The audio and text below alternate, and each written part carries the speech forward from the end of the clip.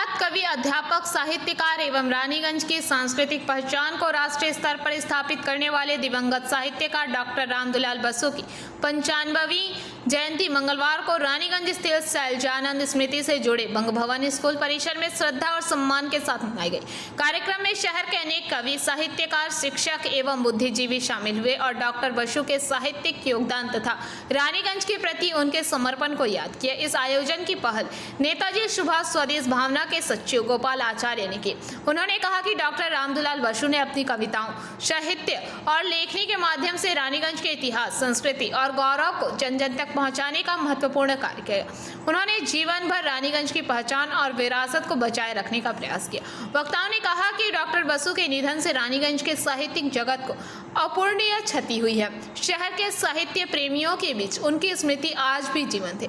इसी उद्देश्य से उनकी जयंती पर स्मरण सभा का आयोजन कर नई पीढ़ी को उनके साहित्य और विचारों से परिचित कराने का प्रयास किया गया।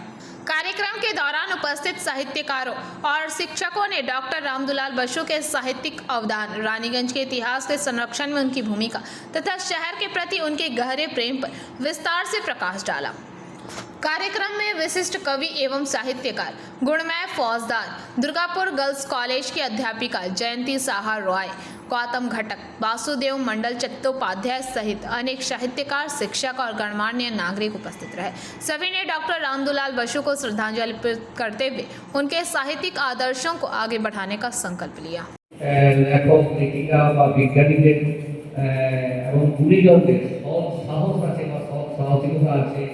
এমন কিছু গুণী মানুষকে আমরা পেয়েছি।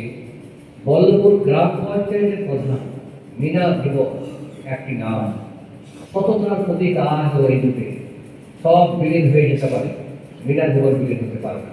উনি এসেছেন আমাদের মধ্যে উপস্থিত সম্পাদক আছেন বিভিন্ন ম্যাগাজিনে, তাদের কাছে আমার অনুরোধ, তারা বাসুদেবটাকে সম্বর্ধনা দেবেন এবং বাসুদেবটার পথ অবলম্বন করবেন। বাসুদেবটা এমন কোনো জায়গা নেই যেখানে সাহিত্য সভা হয় না। সেই সাহিত্য সভায় কয়েকটি বই, আমাদেরই বই, সাধুদের বই দিয়ে অন্তত হাজির হবেন না। এরকম সাহিত্য প্রেমী না থাকে আমরা কাকে রেখে যাবো? উত্তরসূরিদের কাছে কি রেখে যাবো? আরেকটি কথা সাধের সম্বন্ধে, আরেকটি কথা সদর সাধের সঙ্গে সমাজ সাধের সম্বন্ধে বলছি, আরেকটি বলি, সারের যখন বই সেই বই প্রকাশ করছেন বাসুদেব দ্বারা এখানে মানে আমাদের কোঅপারেটিভ ব্যাংকের উপরে সার তখন অসুস্থ আসতে পারছেন না বলে আমি তিনতলায় উঠতে পারবো না, মনে হয় তুমি যাবে। আমি এলাম সার সম্বন্ধে বললাম এবং সেই বইগুলো নিয়ে বললাম। সার সেই রেকর্ডিং শুনেছিল, বিশ্বজিৎ ওনার তুলে নিয়ে গিয়েছিল।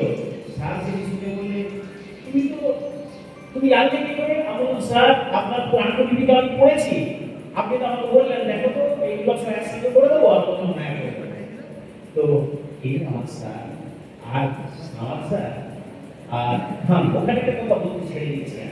সার্ভের লেখা এই বই, ওই যে সব বইয়ে ধরুন যে বইগুলি নিয়ে অন্তত বাসুদেব দাঁড়িয়ে আসছেন, আপনাদের কাছে অনুরোধ, আপনারা সেই বই সংগ্রহ করে রাখবেন। বই কিন্তু চিরদিন পাওয়া যায় না, জানেন। সারের এত বড় যে মানে থিসিস বঙ্গিম উপন্যাস, সমসাময়িক গৌণ উপন্যাসিকগুলিতে আমি যখন ছাত্রকালে আমি পড়তে পাইনি, পরবর্তীকালে